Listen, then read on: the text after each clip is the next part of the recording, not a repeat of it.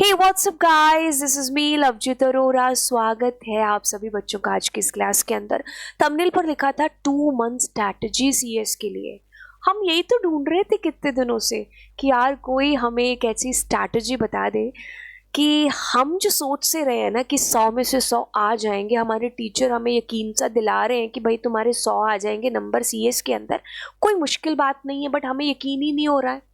हमें यकीन ही नहीं हो रहा है कि हम ये सारी चीज़ें कर सकते हैं। तो हम खुद को यकीन दिलाने के लिए एक ऐसी स्ट्रैटेजी को ढूंढ रहे थे कि जो इस चीज़ को हकीकत में बदल दे, यानी कि हमारे 100 में से 100 है जो आ जाए। कोई ऐसे बंदे से पता चल जाए जिसने दूसरों को 100 में से 100 दिलवाए हों, और या फिर खुद के किसी के आए हो।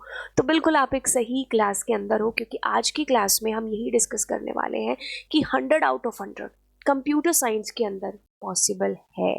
तो चलिए 2 मंथ स्टडी प्लान जिसको हम लोग आज की क्लास में डिस्कस करेंगे। बहुत सारे सवाल जो हम खुद से करते हैं, हमारे दोस्तों से कर रहे होते हैं आजकल, जब से खैर डेट शीट आई है तब से, कि यार कैसे कंप्लीट करें अपने सब्जेक्ट को, चाहे वो सीएस हो, चाहे वो आईपी हो, या आपका कोई भी और सब्जेक्ट हो। कहाँ से कंप्लीट करें हम, है ना। कौन से सब्जेक्ट को स्टार्ट करें, मतलब कौन से सब्जेक्ट को कह लो, या सब्जेक्ट के अंदर जो टॉपिक्स हैं, और किसको कितना टाइम है जो हम दें। हमें कुछ भी नहीं पता सा चल रहा है, क्योंकि इधर से प्रोजेक्ट्स आ रहे हैं, इधर से प्रैक्टिकल की डेट्स आ रही हैं, फाइल बनानी है, प्री बोर्ड है, प्री बोर्ड का प्रैक्टिकल है, इतने सारे सब्जेक्ट्स हैं, और हर टीचर की हमसे एक्सपेक्टेशन बहुत ज़्यादा है। तो हम क्या हो रहे हैं, ऐसे पजल से हो रहे हैं, आंखें ऐसे सच में घूम रही हैं। हमारे घर वाले हमारी सिचुएशन है जो देख रहे होंगे, है ना। हम भी ऐसे मतलब वो ना बौखलाए से हैं शायद।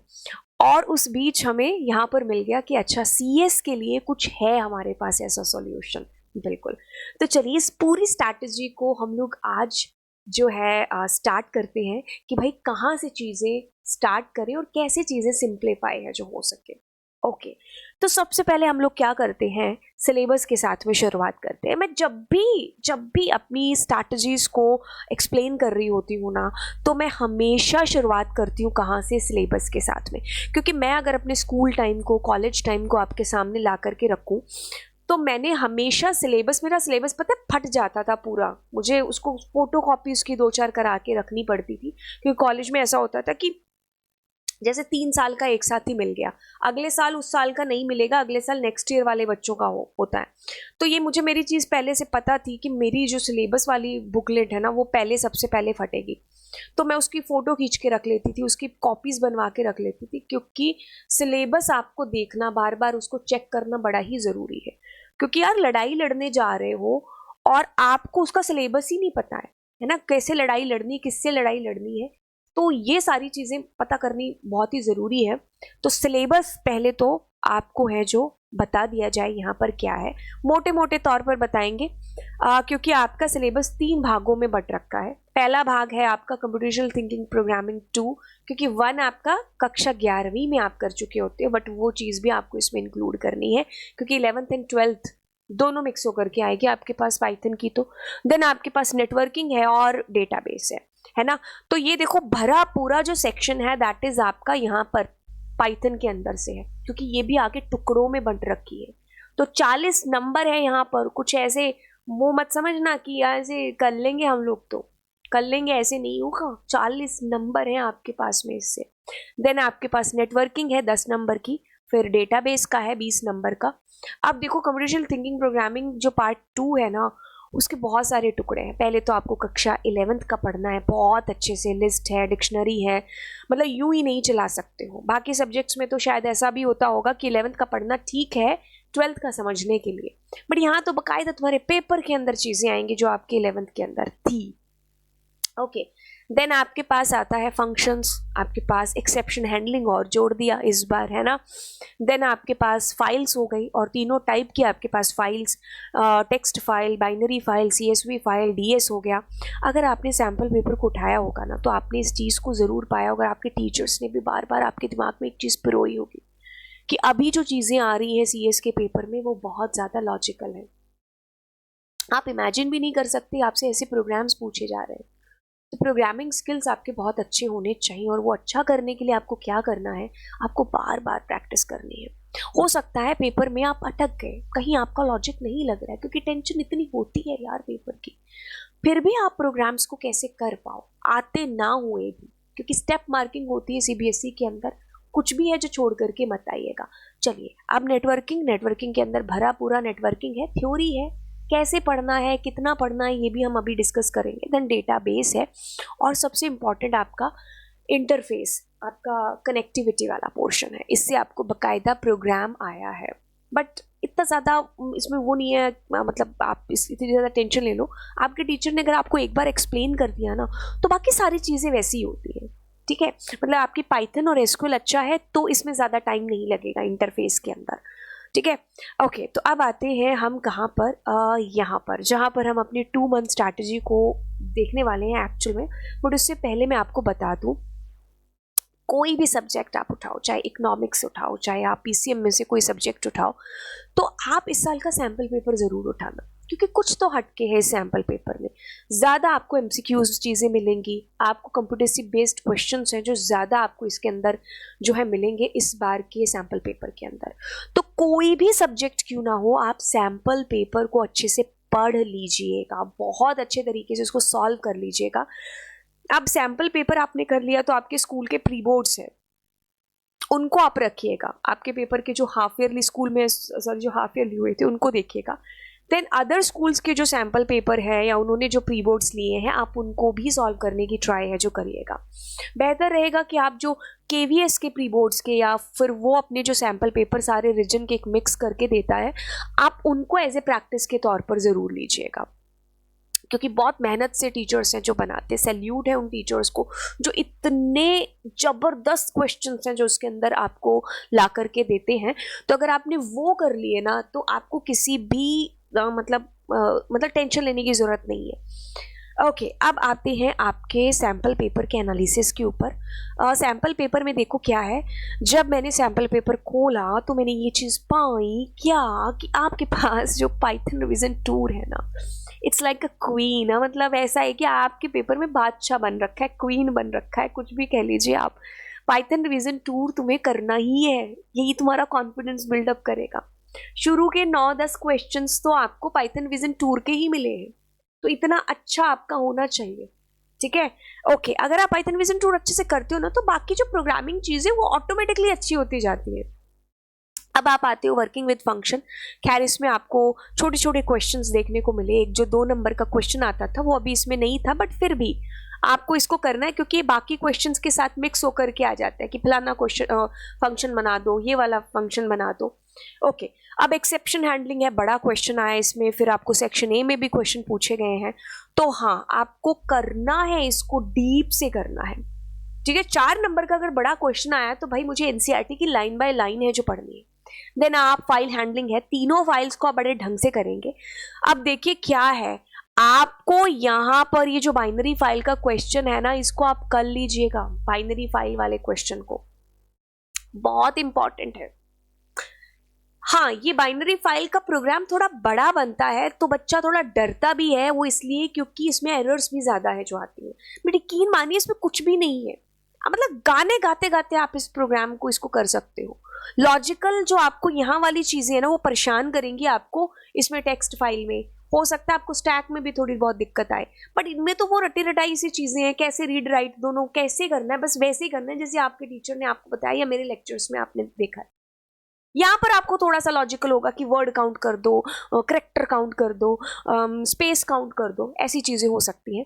फिर आपका आता है स्टैक का, जो आपको सदियों से बता रखा है आपके टीचर्स ने भी और मैंने भी, कि भाई आप एक प्रोग्राम है जो इसका अच्छे से कर लेना। जो जितने भी फंक्शंस हैं इसके, चाहे वो आपके पास पीक करना हो, पुश करना हो या पॉप करना हो किसी वैल्यू को, तो वो आप बड़े ढंग से करके जाएंगे। देन आपके पास डीबीएमएस और एसक्यूएल है, सारी जगह पर ये फैल रखा है, ठीक है। तो आपको छोटे क्वेश्चन से लेकर के सारे क्वेश्चन, सारी क्वेरीज बड़े ढंग से हैं जो आपको आनी चाहिए।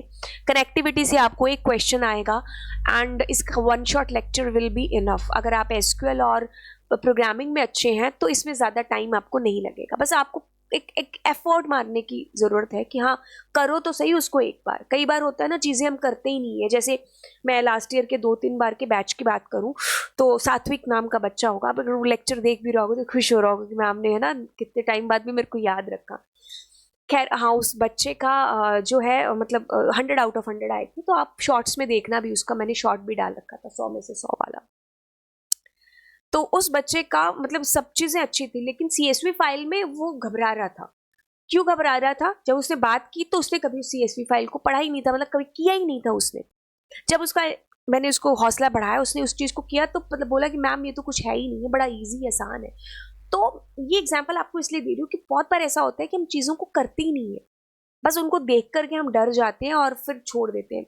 ये ऐसा नहीं करना है, आपको कोशिश करनी है, उसको कुछ भी मुश्किल नहीं है ना। लोग बिना टांगों के आप माउंट एवरेस्ट पर चढ़ाए, ये तो खैर CS का छोटू सा पेपर ही है ना। हमारे पास तो भगवान ने सब दे रखा है, दिमाग है, टाइम है, हमारे पास सारी चीज़ें इतनी अच्छी, चैनल है हमारे पास, मैम है ना। तो क्यों नहीं होंगी चीज़ें यार, होंगी बिल्कुल, है ना। रख हौसला के।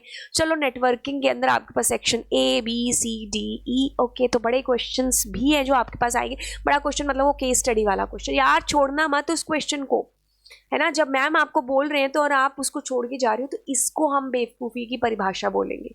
जब आपको पता है फिर भी नहीं करना, तो है ना। कई हमारी मम्मी हमें शायद रोज ही बोलती है, तेरे को पता है फिर भी तू क्यों नहीं कर रहा है, तो तुम्हें करना ही होगा। ओके, देन आपके पास बस आपका सिलेबस कंप्लीट है। मैंने आपके लिए इतनी अच्छी सी चीज़ की है कि ईयर वाइज बाइफर्केशन आपका कर दिया है। मतलब 2022 में कैसे आई थी चीज़ें, 2023 में कैसे थी, अब 24-25 में आपको कहाँ कितना फोकस है, जो कौन से सेक्शन में ज़्यादा करना है।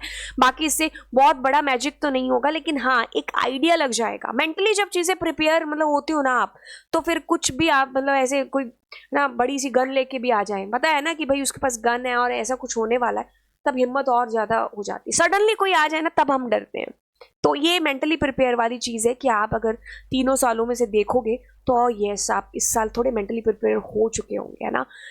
ओके, अब ये भी मैंने सुंदर सी चीज़ आपके लिए कर दी है कि सेक्शन वाइज बाइफर्केशन में आपको चीज़ें बता दी कि 23 और 24 का क्या हाल रहा था, कहाँ से कितनी चीज़ें आई थी। तो हाँ, ये देख करके, ये इसको मैंने खैर सैम्पल पेपर एनालिसिस में आपको एक्सप्लेन कर दिया था, बट आप इसको एक बार और है जो रुक करके देख लेना। तो यस, आपको पता चलेगा कि कहाँ कितना फोकस है जो मुझे करना है। अब आते हैं हम उस चीज़ के ऊपर जो कि आपकी 2 मंथ स्ट्रैटेजी को बिल्कुल है जो फॉलो कर रही है।